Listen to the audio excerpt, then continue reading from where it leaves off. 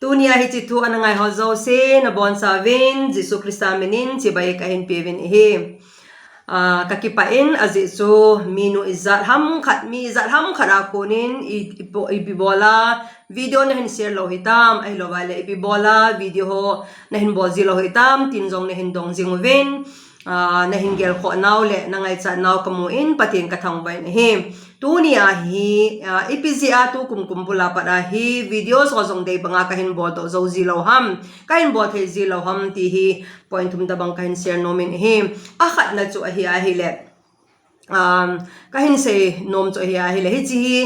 Christ Center Family YouTube channel hi 2022 March la patin tha bi patin ko na kanachana March 19 ni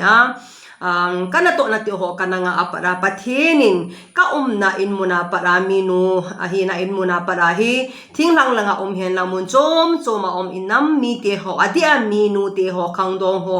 minu te ho reach out thina dingai pathin ein holim pin le pathin ein pi khat ministry ahin he hiji achu hiji YouTube channel hi monetize adinga zong veleza ham khat message ihung ki thot wanga monetize zong ka bolo azi chu kathu sei akim laya advertisement ding zong kanom pon in zo khat le angai ho in ngai chai da kha in te ti ki cha na en elowale ministry adinga pathin ap he zen monetize zong ka bol pon sumle pai zong ka amuding zong ka lunga zong ka gel pon hiji hi purely pathinin 2022 para ay hope na le AP ahizin as a ministry ahi kinjong kazo chana tuni change ahi pathin na to na kahin bolsing ahi ti hi amasipena kasay do nom ahi chukile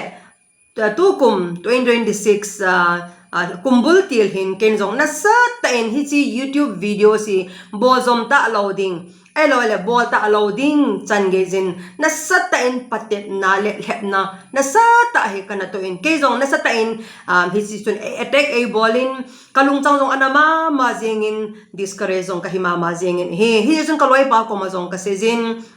hichiwang hi bolzom da tan te video so pi chan gain kana ki gel han he ahin la kaloi pain long asen pathen e holim pin na chu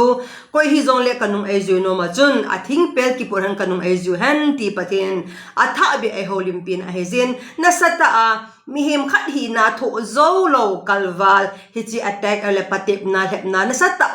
hichi video bolta loading chan ge ya thasit na ti diam lung ha da na kana to line jong pathiel hopina kana chan to ki honin bozom ding kong ki gel hakitan a hi le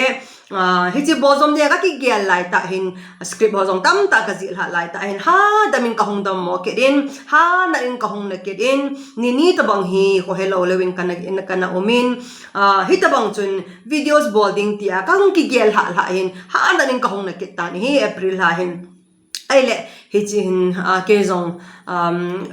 ka give up nom di puin ahin la April ha hitabang ha adama ka hongdam to zo hin katha jong tu chen ge hin katha jong alasam neu alasam den na laizin hizing jong le mail ha chun bozom dinga ka kana get ahin la kem a hi in munchom choma patin thuwa ki mansa no hozen de bangin tu jeng ka hin bodo pon he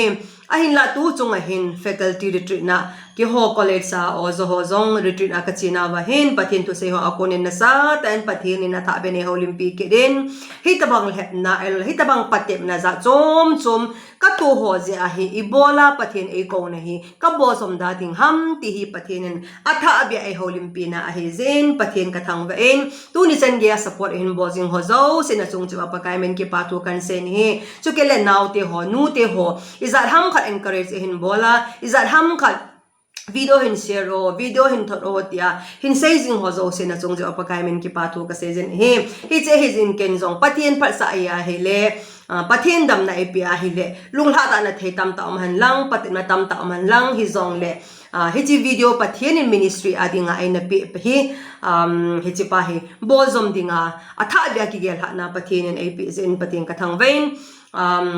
tua kahin share ho chu midang tam ta na lungdon dizi wa chu Ipijeh